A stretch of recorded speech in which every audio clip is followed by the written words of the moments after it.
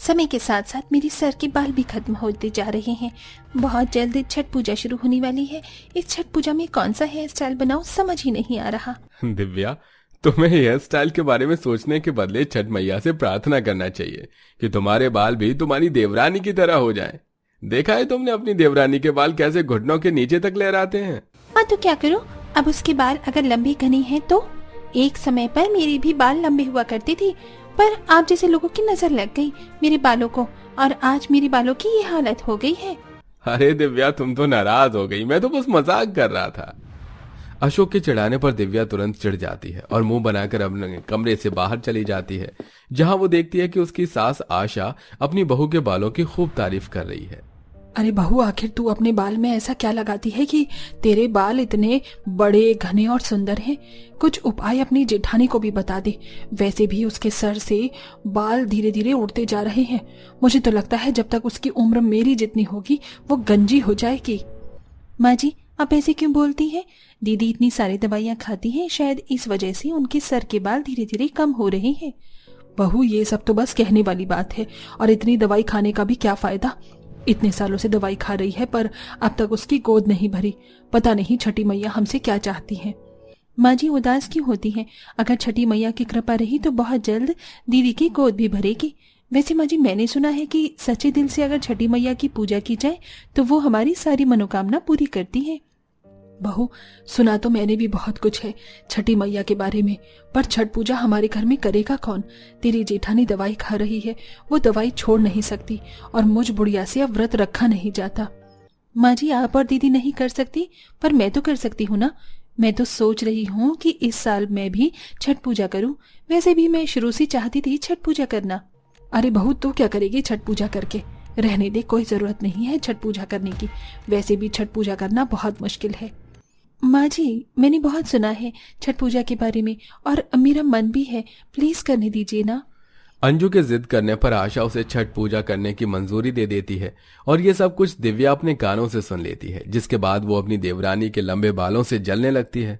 मेरे लंबे बाल वाली देवरानी को घर में आए अभी 2 महीने ही हुए हैं, और इसने तो सबका प्यार बटोर लिया। इसका कुछ तो करना पड़ेगा। क्योंकि आशा अंजू को प्यार कर रही थी और उसके बालों की तारीफ कर रही थी, जिस वजह से दिव्या अपनी देवरानी और उसके लंबे बालों से जलने लगती है, और अपनी देवरानी के बालों को खराब करने के लिए अपनी एक दोस्त से बात करती है। यार, तूने तो देखे है ना समय के साथ मेरे बाल कैसे झड़ते जा रहे हैं। अब तो मेरे बाल इतने छोटे और बेजान हो गए हैं कि कंघी करने से भी डर लगता है, कहीं मैं गंजी ना हो जाऊं। और वहीं दूसरी ओर मेरी देवरानी के बाल इतने लंबे हैं कि हर कोई उसके रंग रूप से ज्यादा उसके बालों का दीवाना है।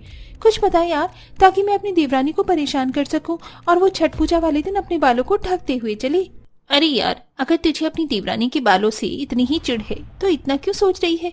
एक्सपायर वाला तेल या शैम्पू ले आ, और जब तेरी देवरानी एक्सपायर वाली चीज अपने सर पर लगाएगी तो अपने आप ही उसके सर से सारे बाल चले जाएंगे, और छठ पूजा आते आते तक तो वो गंजी हो जाएगी।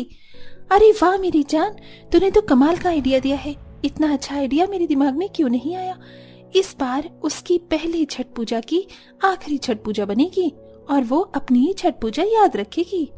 जलन में आकर दिव्या दुकान से एक्सपायर्ड शैम्पू और तेल लेकर आती है और उन्हें अंजू के तेल और शैम्पू से बदल देती है। पर जब अंजू तेल लगाने के लिए बैठती है तो वो डिब्बे पर एक्सपायरी डेट देख लेती है और उसे यूज नहीं करती। माँ जी देखिए ना, गलती से मैं एक्सपायर डेट का शैम्पू और तेल लेकर आ गई हूँ। मैं अभी इसे जाकर वापस करके आती हूँ, और जाते हुए छठ पूजा के लिए कुछ सामान भी ले लूंगी।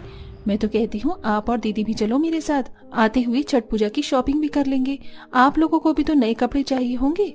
मुझे नहीं जाना तुम्हारे साथ कहीं भी, वैसे भी मैं डॉक्टर के पास जा रही हूँ, आज मेरी अपॉइंटमेंट है। अरे अंजू बहू, वैसे ही तेरी जेठानी की दवाइयों में पैसे पानी की तरह जा रहे हैं, ऊपर से तू ये छठ पूजा कर रही है। क्या जरूरत है तुझे छठ पूजा करने की? ये बहुत खर्चीला त्योहार होता है, अब भी मौका है, छोड़ दे।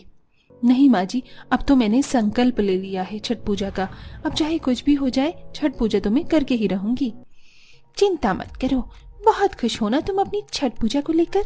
चिंता मत करो, मैं तुम्हारी इस पहली छठ पूजा को आखिरी छठ पूजा में बदल दूंगी, और जैसे आज मेरी बालों की हालत है वैसे ही तुम्हारे बालों की हालत भी हो जाएगी। तुम यही सोच रही हो ना, छठ पूजा वाले दिन तुम अपने बालों में हेयर स्टाइल बनाकर लोगों को दिखाओ और उनकी तारीफी बटोरो, और मैं अपना गंजा सर लेकर पूरी घाट पर घूमूंगी। पर ऐसा नहीं होगा। अगर मैं अपना गंजा सर लेकर घाट पर घूमूंगी तो तुम भी गंजे सर के साथ छठ पूजा करोगी, फिर चाहे इसके लिए मुझे तुम्हारे बाल ही क्यों न काटने पड़े। जहाँ एक तरफ अंजू अपनी जेठानी को खुश करने में लगी होती है, तो वहीं हर समय दिव्या यही सोचती है कि किस तरह वो अपनी देवरानी के बाल खराब कर सके और उसकी छठ पूजा भी।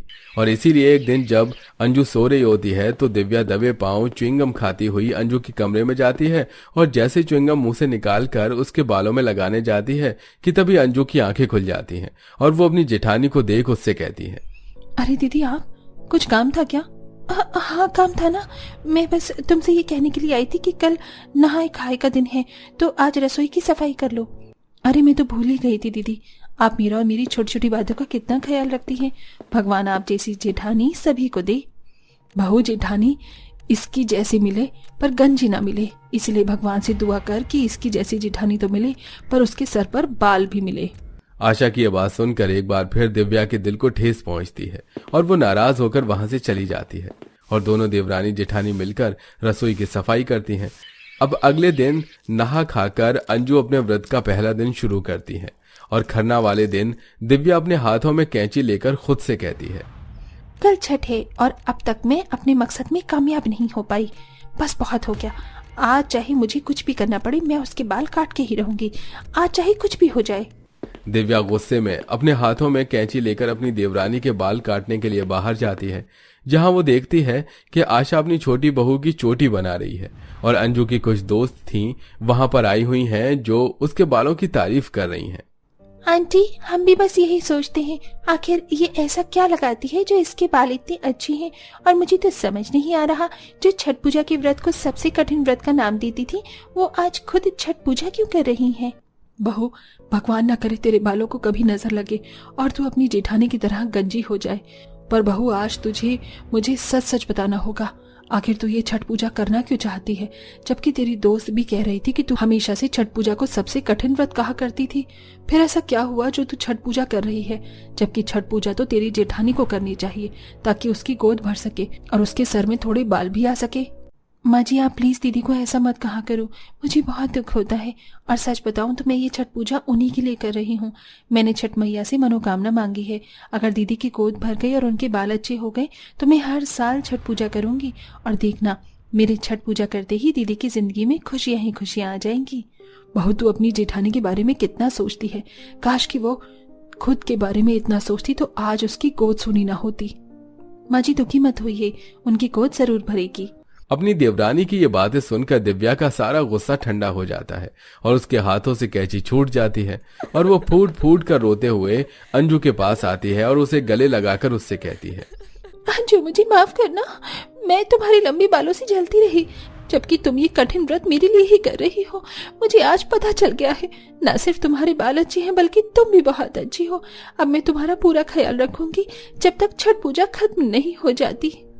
उस दिन दिव्या के मन से अपनी देवरानी को लेकर सारे गिले शिकवे खत्म हो जाते हैं और वो छठ पूजा वाले दिन दिव्या अंजू की फलों की टोकरी अपने सिर पर रखकर घट तल तक ले जाती है, जहां दिव्या अंजू की छठ पूजा करने में पूरी मदद करती है और अंजू अपनी जेठानी की मदद से अपनी छठ पूजा पूरी करती है।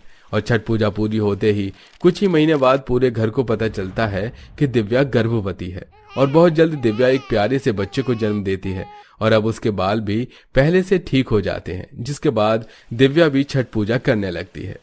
वैसे दोस्तों, आपको कैसे बाल पसंद है, लंबे या फिर छोटे बाल? कमेंट में बताना बिल्कुल मत भूलिए।